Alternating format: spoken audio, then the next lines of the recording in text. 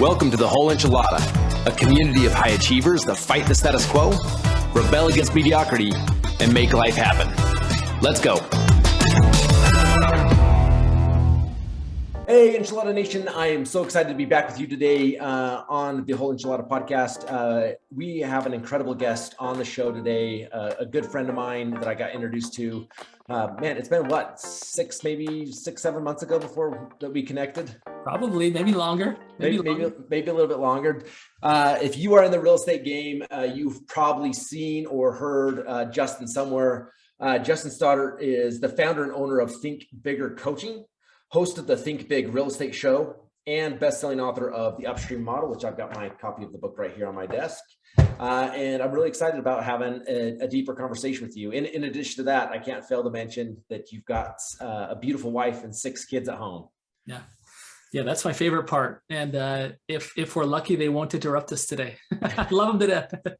Yeah, well, what our listeners, my listeners don't know is that we always have our pre-conversation before we start recording, and you already had a little interruption and I had a little interruption from the kids at home. And you know what, as much stuff as we have going on, that's the best role we have, right? I was in a conversation with an agent out of California, and we were talking about business, and we shifted our whole conversation to about our roles as dad being the number one most important role we have. So, and I know you think that same way.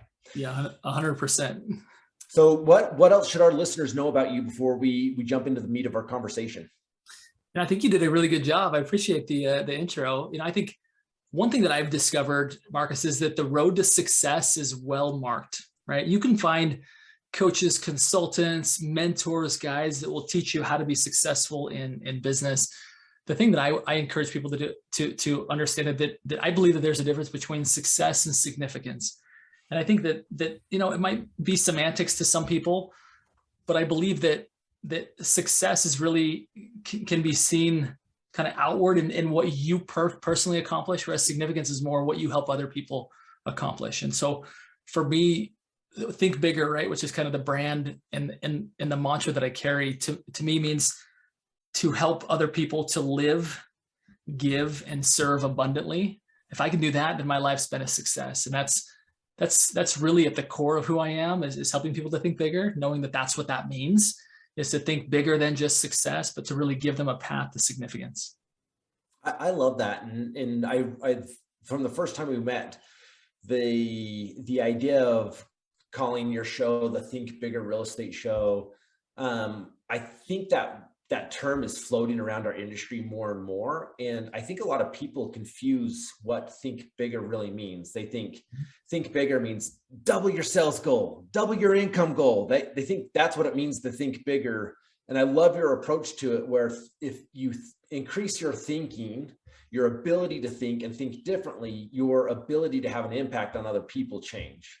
And as a result of that, your sales may double and your income may double, but it's not the way of doubling that most people think. Because the truth is, if they take that approach of saying think bigger, and they're going to say, I'm just going to double my sales goal, and they write it down on a piece of paper, if they don't change the way they're thinking in relation to that and change their habits with it, there's no way that's going to happen. So I love that. Let's go deeper on what significance means to you.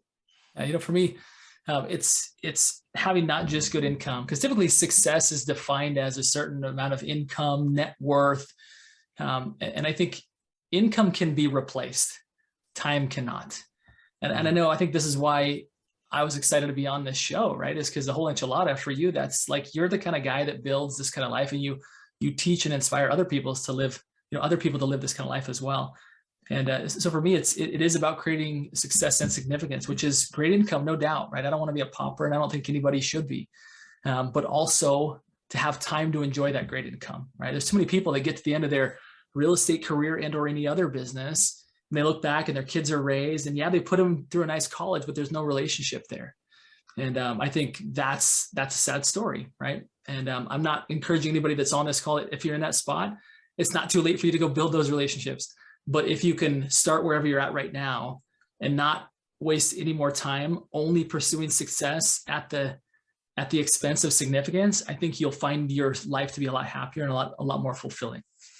Yeah, I think that's actually really beautifully said, the idea that income can be replaced, but time cannot. And I think a lot of entrepreneurs, myself included, I think we have really addictive personalities where we get so fixated on an accomplishment that it's almost like I put blinders on at the expense of everything around me. I've shared with my listeners before, there's been times with not a choice. It wasn't like a physical choice where I said, I'm going to neglect these other things that are important in my life, but I get so consumed and fixated on one area of my life that I neglected some of those things. And by doing so, I think I reduced my significance, right? From the outsider's perspective, my success may have been increasing, but my significance on other people, particularly really important people around me, have decreased, while from the outsider perspective, my success was increasing. So it's not healthy. Well, and it gets difficult in a world where we get a lot of adoration from outside success and not as much from significance, right? When social media likes and follows and shout outs and office awards and all this stuff is very visible, and spending time knee to knee with your child isn't very visible, sometimes we tend to lean towards the stuff that makes us famous as opposed to stuff that really makes us deeply impactful. And I'm reminding myself as I'm saying this, right, that there's certain things that matter more, and certain things when I'm in those moments, Marcus, and I'm across, like knee to knee with my child, and they're just saying one of the cutest things ever, and I'm just soaking in their facial expressions and their energy, and I'm all there. I'm all in on that conversation, and I'm responding and asking questions and not thinking about work, not thinking about what's on my phone or what I should or shouldn't be posting. When I put that stuff aside and I'm just really present in the moment, I can't think of a time when I'm more joyful, right? When I'm more fulfilled and just genuinely happy. Mm-hmm. Now, whether you've got children or not, it's those moments of connection with other human beings that we're talking about that you don't get when you're just chasing the kind of outward trophies of life.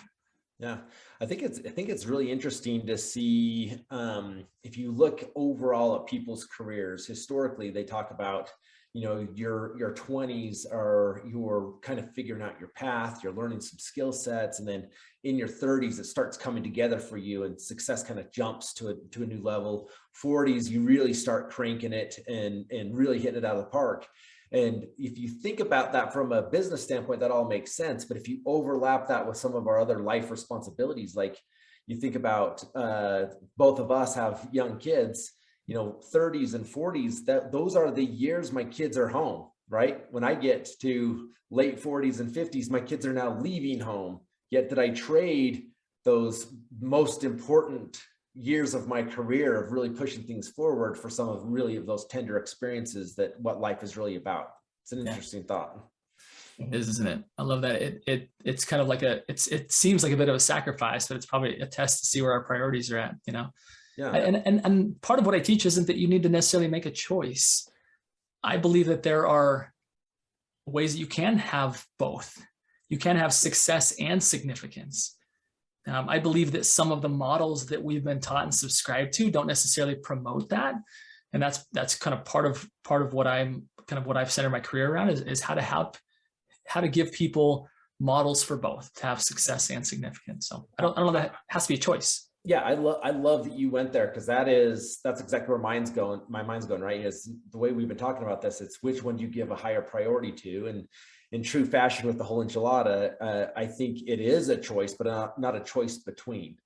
You can choose to have both, but just like anything in life, something that you're going to choose to have or go for, it's really then looking internally to say, do my skills and habits and models that I have and I inherently own, who are me, does that match me succeeding at a high level and being significant at the same time? Yeah, that's really what led me to not just embrace the upstream model, right? Which I know we kind of talked a little bit about, but to start to teach it to other people. I was taught kind of from an early age about sales that it's always a numbers game, right? That you create this big database, whether it's a personal sphere, whether it's a geographic farm, whether it's internet leads, and from that big database, you're going to pluck out some golden eggs, right?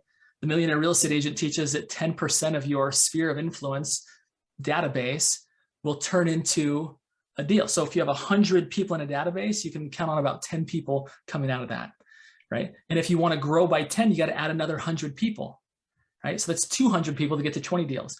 What we don't necessarily talk about is that there were 90 people who we added value to and gave some of our precious time and resources to that didn't do a transaction, nor did they refer us to a transaction. So it's like, what if we could, rather than playing the numbers game, what if we could reverse engineer and say, who are the people that are not just most likely to refer, but could we go find specific golden geese, if you will, and go find those golden geese and bring them into our world. And instead of going out to find 100 people to get 10 more deals, going out and finding one more person to get 10 more deals, because they're out there. There could be in the form of an estate attorney, a lender, a builder, on and on, right? And like there's literally dozens of people that I coach people, depending upon who their kind of unique avatar is, to go find those one or two people and bring them into their world. And the cool thing is that not only do you get like further faster, but you get that time back. Again, you're not courting 90 people that can't help you, which, by the way, is taking some toll on those people who you really should be present with, which is your family, right? And that's where I feel like the path of success is well defined, but it doesn't always include significance. And so I've sought out and even developed models that say, how do we reverse engineer this to where we can really focus in on the strategies that will get you there faster and leave you time to pursue significance? Because it's super important to me. I love this mindset, and I think you not only articulate it really well in the book, but also the little illustrations that kind of walk you through and visually see this concept. And I think the simplicity of the idea of a certain size database will produce a certain number of transactions. I think our industry has adopted that language, because the majority of agents, and this is true for most entrepreneurs in general, is we fight this idea of any element of effort into a database, or we see that a database is just a list of names and numbers, and it feels impersonal. Where I love how you're identifying this as a database is only a way to organize people and identify which are those people that are the most likely to be a great partner for you. And as they lean into the value, they should escalate or go higher within your database and get more energy in your time. Because if there's 100 people in my database using your number, and I'm trying to split myself, my energy, my leftover energy after giving my family my time 100 ways, in essence, no one's really going to get any depth to me. So from your perspective, how do you start to say, okay, well, out of these people, who are those golden geese, as you say, and is there a way to find those people? Yeah. So I think that there's a couple different ways to look at this. One is, who are the people that I already know that are in that database? Based on their history of referring me or using me, they automatically get classified at a higher level. That's pretty well known across our industry, right? Is that we need to prioritize our database, give our A+ or our VIP clients the best of us, right? That's not really new or unique. What is new or unique that I'd like to say that I'm introducing to the industry is, how do you go say, rather than just who is in my database and how do I choose who I spend time with? What if I were to go and specifically select people to be in that database who I know have a very high propensity to not just refer me once a year, but refer me 12 times a year or 24 times a year? Now you might be saying like, okay, that seems like a pipe dream. Like, what are you talking about? Like if we just said that 100 people have a 10% a 10% conversion rate to using you or referring you, how are you going to find somebody that can refer you 10, 20 times a year, right? Well, there are certain professions in the marketplace that are upstream from a real estate transaction, hence the term upstream model. Yep. For me as a developer builder, an architect was an upstream partner, a great upstream partner, right? For a real estate agent, you just have to ask yourself, based on the people that I love to serve, who is a professional that already has a relationship with this person, and through the course of their conversations in going about their day-to-day work, they're uncovering the fact that this person is going to need an agent next. And when you do that, you don't rely upon just somebody being a really good friend of yours, knowing you, liking you, trusting you, and you taking them out for, happy hour and lunch enough times that they remember you and that they're willing to refer you. Like those people, we love them and they're good for a couple referrals a year. Fantastic. But what we're looking for are the real centers of influence. I like to even reference them as senders of influence. I didn't come up with that, but I love it. Of people who, again, because of their day-to-day work, all day, every day, they're talking with their clients, and their clients just happen to be needing a real estate agent next, right? Yeah. That's where you can say that person comes into my database. You're reverse engineering this process. Instead of bringing in a whole bunch of people and sorting through and finding out which ones do I focus on, it's no, which ones do I focus on? They get into the kingdom, right? They get into my world because of who they are. Now, the trick is how you approach them, because I'm not the first guy to come up with the fact that, like, hey, if you had an estate attorney, or if you had a great lender, or if you had a great CPA or financial advisor, that they have the propensity, because of the conversations that they're in, that they could refer you their clients on a regular basis, and it would be good for them, right? I'm not the first guy to come up with that thought.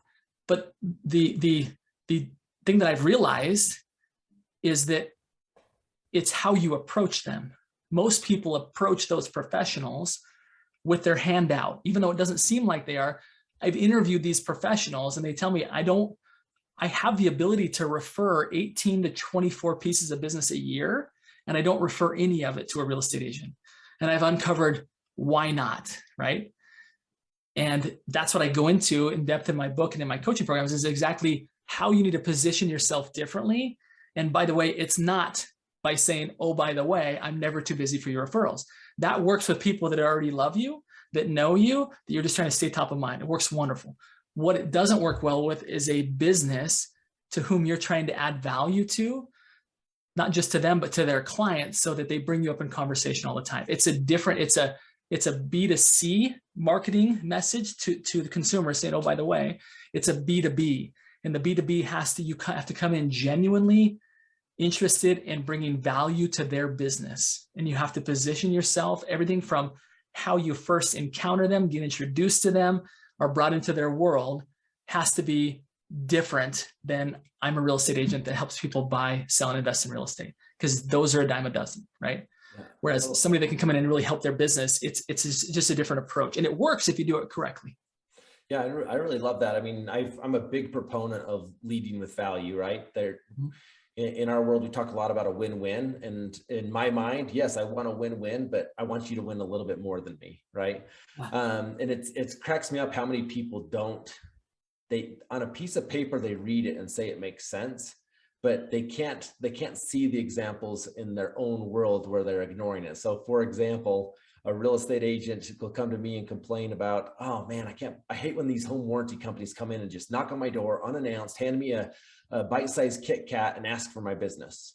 It's so annoying. I'm purposely not going to send them business now because that was their approach. And then they turn around and do the exact same thing to their clients of like, oh, I'm frustrated that they're doing that, but that's going to be my approach to my clients too. That's so funny. I love that. You're right. There's this blindness of like, I hate it when people do that to me, but I guess that's what's working for this agent. So I'm going to do it too. Yeah. And they don't see it the same, but I love this idea. And I love the examples you gave in your book on the idea of saying, oh, okay, number one, if I can get upstream and connect with someone that is that golden goose that already has pre-connected with my ideal client and is doing it over and over and over again, it's one, the idea of, can I bring value to them and build that relationship in such a way that they want to refer me business? And one of the things that's been on my mind recently is we talk about, we want to attract more talent. We want to attract more of those relationships. But the thing we don't ask ourselves is, am I attractive to that type of relationship? Mm-hmm. And I know you're a huge student of becoming and self-development and growing. And I think we do a huge disservice in our ability to building those relationships if we're not becoming someone that they're going to see valuable, right? So how do you make that connection of saying, okay, if I'm seeing that upstream, I want to get upstream, I want to find those people in my world. It's a combination of saying, who is that person, and do I have something that they find value in? Yeah. How would you approach a game plan around that? So through my coaching program, the first two things I focus on are, number one, mindset, because the reality is all of us have more value than we think we have to offer. And sometimes we talk ourselves out of even entering into those conversations because it's like, what do I have to offer, right? Or the second thing is, I don't know that I have time to do this. Whereas if you realize the ROI on that time with a golden goose, you would clear your schedule and make time for it. But when it comes to the mindset piece, I always teach people that you don't have to step into those conversations as I'm the magic bullet for everything. I can solve all your problems. You're simply positioning yourself as a peer as opposed to as a solicitor, right? From the very warm introduction that you get from someone who already knows them. You're not soliciting in, by the way. Once you walk through the door as a solicitor, it's hard to unwalk through that door. They see you like that. So you're positioning yourself from the very time you're introduced by someone else who already knows them, okay, to where you're pre-sold coming in. So in that conversation, you are now able to spend the entirety of the conversation talking about them, right? As a business consultant would. I'm here to really find out where you're at. Where do you want to be at? What's your path to get there? What's your methodologies? What are you most concerned about with those methods? Like really finding out, trying to identify, almost as if a doctor, before he prescribes, he's looking to really kind of diagnose what's the issue here, what's going on here, right? And that's how you're approaching this conversation. You're not there to you're not bringing your business cards and all your brochures and talking about all the initials after your name and here's how I serve my clients and I'm going to add you to my email list. And I'm like, that's not what this is about. This is not about promoting you. This is about proving the fact that they can get from where they are to where they want to go faster with you in their world. But you're not saying that, you're demonstrating that, right? And so if you're wondering, like, what value can I bring into that equation? I teach that there's 4 buckets from which you can always pull from. Number one is the bucket of the stuff that you already know. Now, if you happen to be working with Marcus in one of his Marcus centers, you know that the library that you have to pull from Marcus and your brokerage's training is nearly unlimited, right? Like you know more than you think you know, right? Now, for those of you that are outside of that world, it's true. You probably know more than you think you do, okay? So the first bucket is what you already know. The second bucket is who you already know, right? Just simply being a connector to value goes a long way in this world. The third bucket is what you could know, right? The first bucket was what you already know. The third bucket is what you could know, which, by the way, we have this amazing tool called Google, which allows you to know a lot of stuff in a hurry, right? And the last one is who you could know. Now, those last 2 buckets don't have bottoms, like they're limitless. And so when you walk into those conversations saying, I don't have to know it all myself, but I could either figure it out or I can find somebody who can figure it out. Now, all of a sudden, we should be able to walk in saying, look, I'm just here I'm really curious about who you are and kind of what your goals are and what you're working on. Now, from that conversation, you can step out knowing what a challenge is in their business and go to work to add real value to them. And your resources are limitless on how you can do that.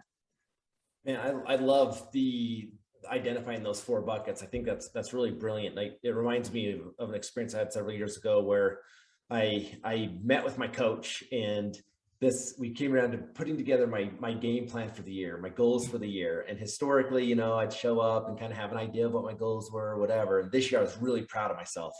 I knew I was meeting with my coach that day. I had my goals all put together. I was very clear on how I was going to execute on it. And I was expecting this huge pat on the back, and it was like, awesome. Now let me see your personal growth plan. I was like, what do you mean my personal growth plan? I got my business plan together. He's like, well, who do you need to become to execute that? And so he actually helped me map out a game plan, which focused on bucket number 3 and number 4 is what is it you need to learn to be the person that's going to do that? And who is it that you need to know that's going to help you do that easier? So he actually helped me map out these buckets 3 and 4 of saying, you're great if you put it together on a piece of paper, but if you haven't done that before, you've got a gap in knowledge. You've got a gap in relationships, which is that 3rd and 4th bucket. I love how you identified it that way. I think it's really cool. It's cool that he identified that. What a great coach. Yeah. So thank you for sharing that with us. So we talked about, I want to go back to something I wrote down here, this live, give, serve abundantly. I want to focus on the serve piece. From your perspective, where did you come up with that live, give, serve, and why did you pull serving other people into that mentality for you? I don't know if anybody gets credit for this. Probably somebody does. When you're always learning, you're kind of pulling in other people's perspectives and ideas and kind of curating them and making them your own. And I think for me, I just looked at what's the life that I ultimately want to live. I want to live abundantly. I don't want to have to run everything that I'm doing through a money filter of, can we afford that? Should we afford that? Like, that's just, I don't want that to be the question that's the preeminent question in my mind, right? I discovered that at an early age, and that's not what I'm interested. That's not how I'm interested in living. I want to live abundantly. When it comes to giving, I would love to be able to be really deeply touched by an organization and be able to say, how much do you need? Write the check, right? That's the giving part. The serving part kind of goes back to the significance part, right? Lots of pathways to success. There's speed of significance. I believe the biggest form of significance is the time freedom. Serving entails your time. The most valuable thing that any of us have is your time. When you can not only live abundantly, but give abundantly, but also serve abundantly, you've had to position your life in such a way that you've got success and significance. You've got great income and you've got great time freedom to be able to pursue things that are more important than just your own endeavors. So I think that serve component of being willing to kind of put that on the altar, if you will, be able to give that as a sacrifice of like my time, the most important thing I have, I'm willing to give that to causes that I deeply care about. Yeah, it's interesting to me is, and you might see this as well, is I coach different entrepreneurs across the country. It's always interesting to me that when we talk about their ideal future self, them down the road, a lot of them are talking about this element of, I want to give back. I want to serve in the community. I want to do these things, which is always, that's wonderful. I love to hear that people see that as part of their future vision of themselves. And then when we work it back to their day-to-day operations now and how they're operating, there is no element of serving or service or charitable giving at this level. And it's always an interesting conversation to say, like, who we are down the road is just the magnification of who we are now. And so what are the chances that we're going to really be serving and giving abundantly down the road if we're not exercising that muscle now? So I love to see people that are already doing that at a high level, like yourself. Where do you think that inherently comes from, and like who taught you to exercise that muscle at an earlier age? I think I don't know, probably my parents to some degree. I think about the story that touched me at an early age of John Huntsman Sr. That he was a philanthropist before he was a billionaire. I just recently read a story of he and his wife when they were very poor in college. And for those that live in your neck of the woods, probably know that name Huntsman pretty well. Mm-hmm. But very much a philanthropist. That's really been his legacy. But before that, he was a wealthy man. But before that, he was a philanthropist, right? At the core, that's who he was. There's a story of which he and his wife decided upon $50 per each of them for spending money. And that they were going to each of them have, again, $50 to spend on whatever. And she would always, kind of buy things that were important to her. And she never saw what he purchased with his money. He didn't really talk about it much. One day they were in a church meeting and somebody stood up, some lady from the back who'd been going through hard times, said, look, I don't know who's been doing it, but for the past number of, I believe, months or years, somebody's been giving me $50 every month. And I know it's one of you, and I just want you to say, I'm grateful for you. It's changed our lives. And she looked over at her husband, and he was straightforward, and getting a little, awesome. Getting a little emotional here. But when I think about the kind of life that I want to live, right? It's not for the glory's sake, right? It's for just impacting people quietly. And I'd like to be more of that person. I can't say that I always am, right? Sometimes I do it for the glory's sake. But to be more like that, right? To be more like that person that's just looking for opportunity to do good and using whatever resources they have.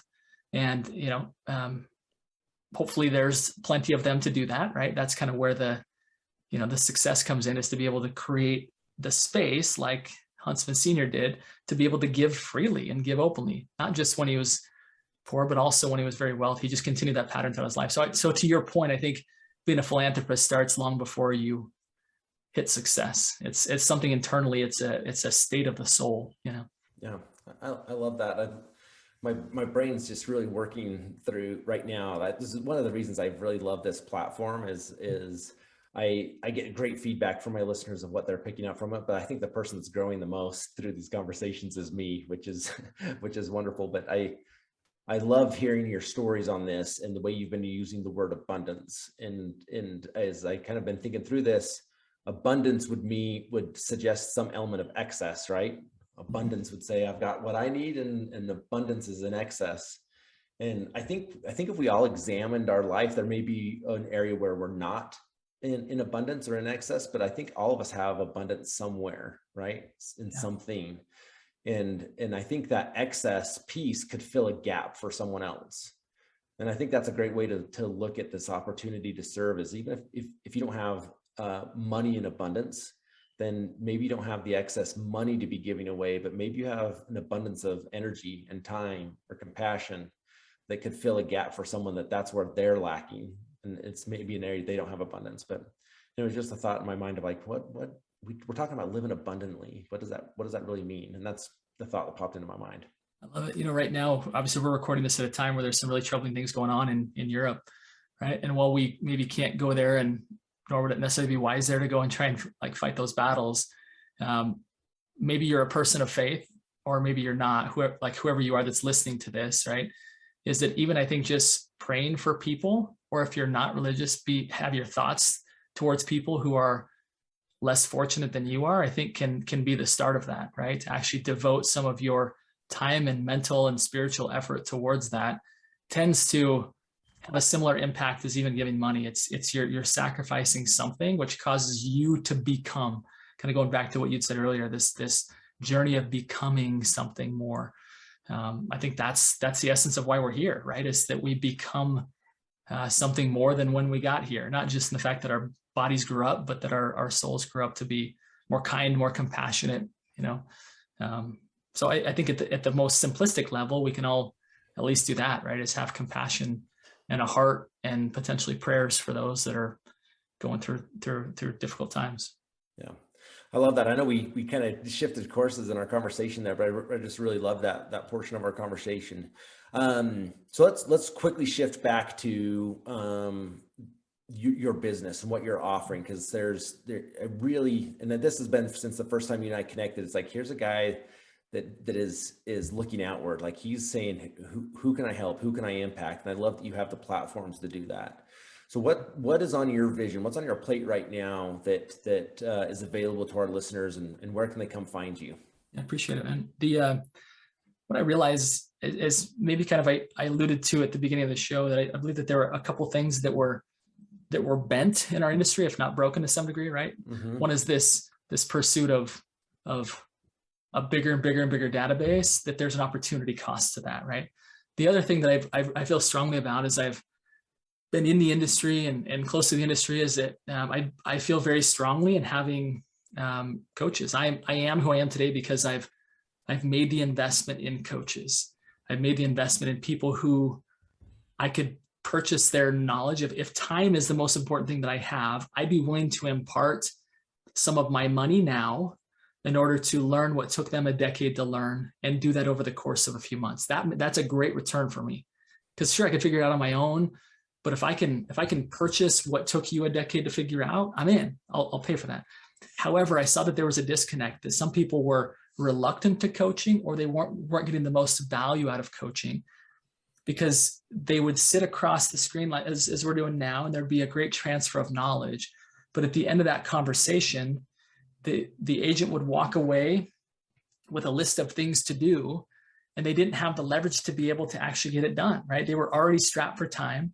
They didn't have the capacity to be able to devote their own attention to it, nor the resources to be able to go hire somebody to do it. And so what I've created now is what I call Coaching Plus, which is, it's more of like a 90-day consulting gig with the specialist to come in and help you do it in your business. So the transfer of knowledge, right, that I'm really emphasizing right now, is teaching the upstream model, how to go find golden geese and attract them into your business to where you have a steady stream of warm referrals flowing into your business every month, together with the key foundational referral systems that allow those golden eggs to land on nice soft ground, to where you can continue to add value to that golden goose over and over and over again, knowing that these people that are coming into your world are going to be well taken care of. Now, all of that, there's some work behind that. It's not just teaching the ideas, there's some work. So I've hired teammates who are amazing implementers to come alongside, and as I help create that 90-day sprint and game plan for that agent, they step in and schedule directly with that agent to spend time with them to be sure that these key referral systems are put in place in their business. Meanwhile, I continue to teach the principles of the upstream model while my team helps them to integrate and implement. I think my intent with that is to reach a lot more people, to have the blessing of coaching, be able to reach more people, and have the benefit of it reach a lot more people, right? So it's, again, coaching plus, which again just brings together the knowledge and the leverage to get it done. I love that, because I think that's one of the biggest gaps in coaching is implementation, right? And I think a lot of people get off the coaching call or a coaching meeting with the intent of doing it, and they end up not because they don't believe their coach, not because they don't intend to, but it is a leverage problem for most people. So brilliant idea. So where do they come find you? Yeah, I think probably the best way, I would say just on Instagram. I've got a good presence there. That's probably the easiest way. At Justin Stoddart, STODDART as in Tony. Sometimes that gets spelled with a D at the end, but you can find me there and just send me a direct message. Just say enchilada and I'll know what you're talking about.